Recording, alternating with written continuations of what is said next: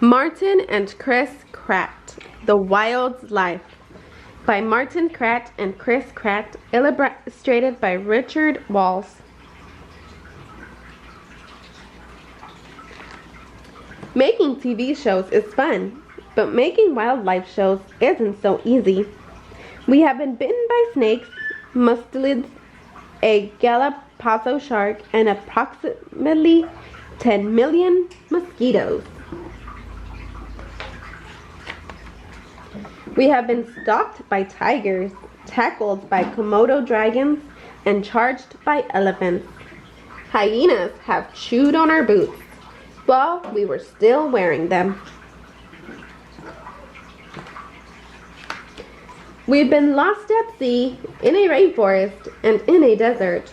We've carried 200 pounds of camera equipment on a mountain and then realized we forgot the film. Who are we? We're the Kratt brothers. Yes, we are real brothers. I'm Martin, the oldest and the one in blue. And I'm Chris, the one in green. We grew up in a very wild place called New Jersey. On our first creature adventure, we met garter snakes, fox turtles, and toads in the woods behind our house.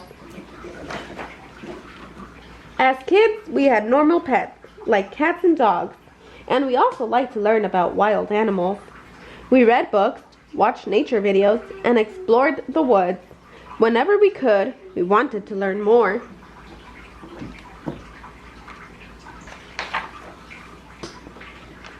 Chris, during high school, I worked at a raptor rescue center in the Great Swamp near my house. I loved getting to know hawks, falcons, eagles, and owls. Then I went to Carleton College to study biology. On a field trip to the Boundary Waters in Minnesota, I saw wolves in the wild for the first time. Martin. In college, my focus was on zoology, the study of animals. My favorite class was about frogs and salamanders. I also had a job taking care of the rare lemurs at the Duke Lemur Center. When I fed the baby Ai, it liked to tap its finger on my watch. We knew we wanted to help animals, and we wanted to help save endangered species. We dreamed of telling people about the amazing creatures on the planet by making our own TV show. It was a long shot, but we had to try. So we set off into the wilds with a video camera and our backpacks. First, in Costa Rica, we hiked to a remote beach to film sea turtles coming ashore to lay their eggs. More than 20,000 turtles crawled up onto the small beach as we recorded one night. It was exciting and a little scary. Predators like jaguars and crocodiles also came to the beach looking for an easy meal. We took the video from this adventure and edited it in our parents' basement to make it into wildlife films.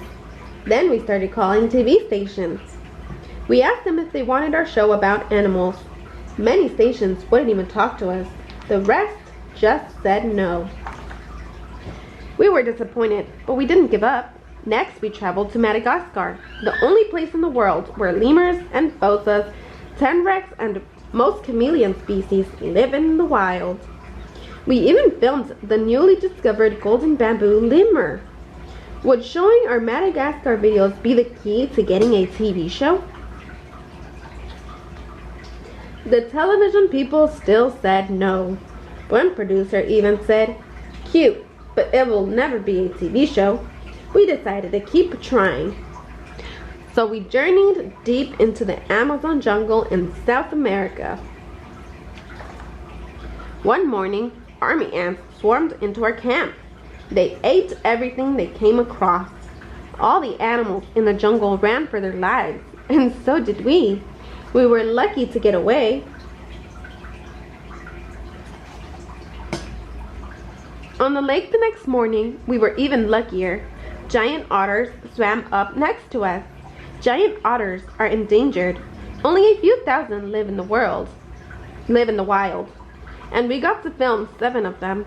Then our boat sank. but we managed to save our video.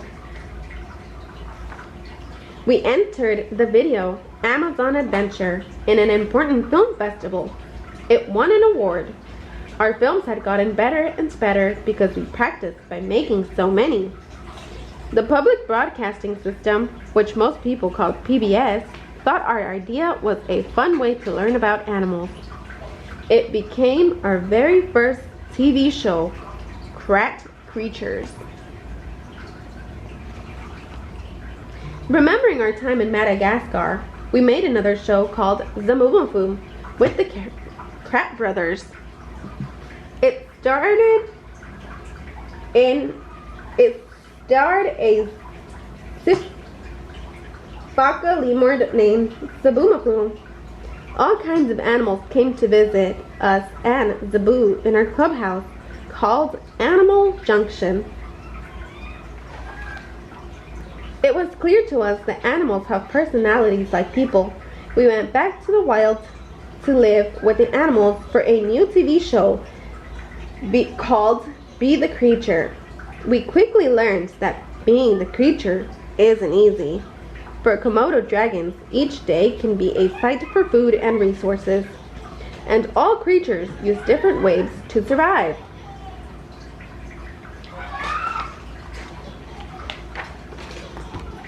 These wild experiences helped us understand that humans have many things in common with wild animals, but the animals can do things we can't. They have creature powers.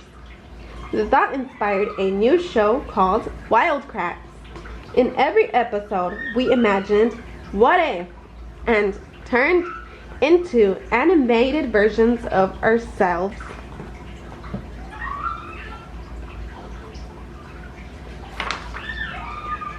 As animated characters, we could run like a cheetah and swim like a dolphin. We could show things that couldn't be filmed in the wild, such as tardigrades in outer space and the battle between colossal squid and sperm whales in the deep sea. We started receiving letters and emails from kids wanting to help animals. This gave us an idea for a project to help wildlife. We would perform live on stage shows, and when kids came to see us, money would be raised to protect a wild place where animals live.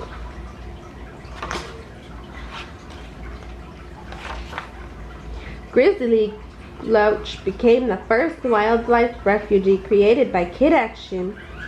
It is a protected habitat for grizzly bears, wolves, and more, and we hope to create more refugees in the future for the wild animals.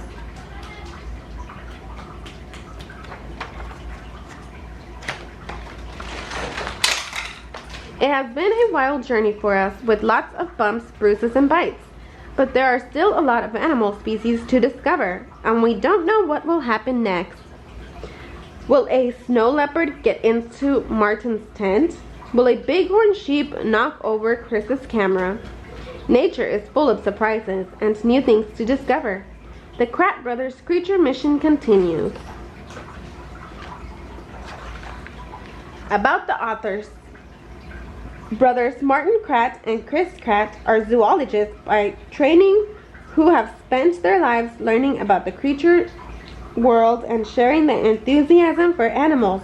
They are actors, directors, scriptwriters, authors, and wildlife cinematographers, ever in the pursuit of creature adventure.